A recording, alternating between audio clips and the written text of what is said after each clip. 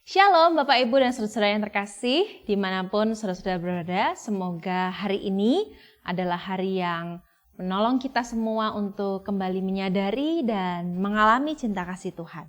Entah kita yang mungkin sekarang sedang sakit, semoga Tuhan yang menyembuhkan, entah kita yang mungkin sedang lelah, semoga Tuhan memberi kesegaran, atau kita yang sedang bersemangat untuk tetap bisa menjalani hari-hari ini, semoga cinta kasih Tuhan cukup untuk selalu membuat kita merasakan kehadirannya di tengah-tengah kehidupan dan perjuangan hidup kita.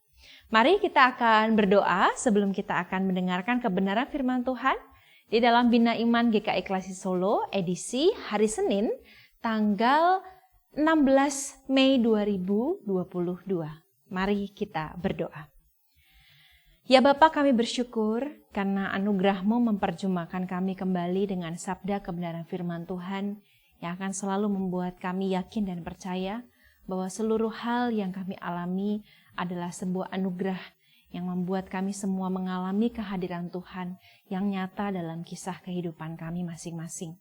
Biarlah sabda kebenaran firman-Mu ini menyapa dan menolong kami semua untuk kembali melihat arahan dan bimbingan yang Tuhan selalu sediakan bagi setiap kami. Terima kasih Bapa, demi Kristus Yesus kami memohon. Amin. Bapak, Ibu, dan saudara-saudara yang terkasih, firman Tuhan hari ini terambil dari Mazmur pasal yang ke-133 ayat 1 dan ayat 3b. Mazmur 133 ayat 1 dan ayat 3b, saya akan membacakan bagi Bapak, Ibu, dan saudara-saudara sekalian. Sungguh alangkah baiknya dan indahnya apabila saudara-saudara diam bersama dengan rukun. Sebab kesanalah Tuhan memerintahkan berkat kehidupan untuk selama-lamanya. Bapak Ibu yang terkasih, percayakah Bapak Ibu dan saudara bahwa kerukunan adalah hal yang harus kita lakukan dalam usaha yang tidak mudah? Artinya adalah begini, lebih mudah kita hidup dalam ketidakrukunan daripada kita hidup dalam kerukunan. Ini tentu kerukunan atau kedamaian begitunya yang bukan artifisial ya, yang bukan hanya sekedar make up gitu ya, bukan hanya sekedar ya yang di luarnya saja begitu ya. Tetapi kerukunan yang betul-betul dialami sungguh-sungguh dengan jujur diperjuangkan. Dan itu ternyata sebenarnya jauh lebih susah. Kenapa? Karena kita cenderung untuk melakukan hal yang sebaliknya. Lebih mudah untuk berkonflik dan tidak menyelesaikannya. Lebih mudah untuk kelihatan tidak berkonflik tapi diem-dieman. Lebih mudah seperti itu. Tetapi kerukunan adalah usaha yang harus kita lakukan 2 kali lipat lebih berat dan lebih susah. Karena dari kerukunan itu ada sebuah proses. Bapak, Ibu, dan saudara, di dalam keluarga saja, kerukunan bukan sesuatu hal yang bisa tercipta dalam sekejap, begitu ya. Justru untuk memenuhi cita-cita dari setiap keluarga untuk hidup rukun, gitu ya. Kalau saya sedang melayani kunjungan online, gitu ya, atau bertemu dengan para jemaat atau orang-orang yang sudah tua, begitu ya, selalu salah satu pesan yang sangat menjadi ciri khas dari para orang tua adalah ingin anak cucu cicitnya hidup rukun. Rasanya kerukunan itu sangat menolong mereka di masa tua untuk menikmati hidup mereka. Kalau hidup anak cucu cicit mereka bukanlah satu kehidupan yang rukun, mereka akan menjadi sangat terbeban. Ini adalah salah satu tanda betapa kerukunan itu adalah sebuah hal yang penting. Tetapi nyatanya bukan hal yang mudah. Ada banyak orang yang mengatakan dan mengalami bahwa justru dengan orang yang paling dekat, kerukunan menjadi satu PR yang tidak mudah. Karena justru dari orang yang paling dekatlah, konflik-konflik yang secara prinsip bisa terjadi itu kerap kali menyakiti dan bisa menghancurkan kerukunan itu sendiri.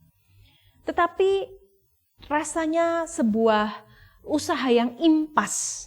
Kenapa? Karena ketika kita melakukan satu pekerjaan untuk mencari dan menciptakan kerukunan hari demi hari, Ada sebuah janji Tuhan yang Tuhan katakan bahwa di dalam setiap usaha dan kesadaran untuk menciptakan, untuk membudidayakan hidup yang rukun mulai dari keluarga sampai ke lingkungan yang paling besar begitu ya, bahkan sampai di dalam kehidupan bergereja, antar jemaat, antar pelayan begitu ya. Di situ ada berkat janji kehidupan untuk selama-lamanya. Mari kita definisikan apa sih arti berkat kehidupan untuk selama-lamanya. Itu adalah arti bahwa ada berkat yang jauh lebih berharga daripada sekadar uang. Bahwa uang itu penting, iya. Ada berkat yang jauh lebih berharga daripada makanan yang mahal. Ada berkat yang jauh lebih berharga daripada liburan yang mewah. Ada jauh lebih berkat yang lebih berharga daripada semua hal yang indah di dunia ini. Kenapa? Karena di dalam kerukunan terciptalah cinta yang besar untuk dapat dan berani mengatasi dan menghadapi apapun juga. Itulah kerukunan tentang kehidupan selama-lamanya. Kehidupan selama-lamanya ini bukan hanya berbicara tentang hidup kekal nanti, tapi juga hidup kita hari ini. Di dalam kerukunan pasti ada cinta. Dan cinta Tuhan adalah berkat yang paling besar dari seluruh berkat yang kita butuhkan dan kita harapkan di dunia ini. Di dalam kerukunan ada usaha untuk terus berdamai. Di dalam kerukunan ada usaha untuk mengakui bahwa terkadang ketika masalah datang, masalah itu tidak bisa langsung diselesaikan. Tetapi membutuhkan waktu, kelegaan, perjuangan, dan kerendahan hati. Dan disitulah berkat Tuhan ada. Kita semua yakin bahwa Tuhan tidak pernah tidak memberi berkat kepada orang-orang yang terus mau melakukan apa yang menjadi kehendaknya. Salah satunya adalah hidup di dalam kerukunan. Oleh karena itu, jika hari ini Bapak, Ibu, dan Saudara, kita masih terus hidup dalam upaya untuk menjalin kerukunan. Bukan sebuah kerukunan yang artifisial gitu ya, yang hahaha semata. Tapi sebuah kerukunan yang berdasarkan dengan pengampunan, berdasarkan pemulihan, berdasarkan kejujuran bahwa kita lemah dan rapuh, berdasarkan kejujuran untuk mengaku kemarahan dan kesadaran untuk menyelesaikannya dengan tepat di waktu yang tepat. Biarlah berkat Tuhan, yaitu cinta Tuhan yang selalu mengiring dan membuat kita yakin bahwa ketika ada keinginan untuk terus menciptakan kerukunan, di situ pasti ada jalan. Mungkin bukan hari ini, tetapi esok dan waktu Tuhan adalah waktu yang terbaik. Jangan pernah menyerah untuk tetap menjaga dan menciptakan kerukunan. Kalau itu semua datang dari hati kita, hati saudara, yang terus mau berdamai, yang terus mau memulihkan diri di bawah cinta kasih Tuhan, percayalah, disitulah berkat Tuhan selalu disediakan bagi kita semua. Cinta Tuhan sudah lebih dari cukup untuk menemani perjalanan kita menciptakan kerukunan yang menjadi keinginan dan kehendak Tuhan semata-mata. Tuhan Yesus memberkati.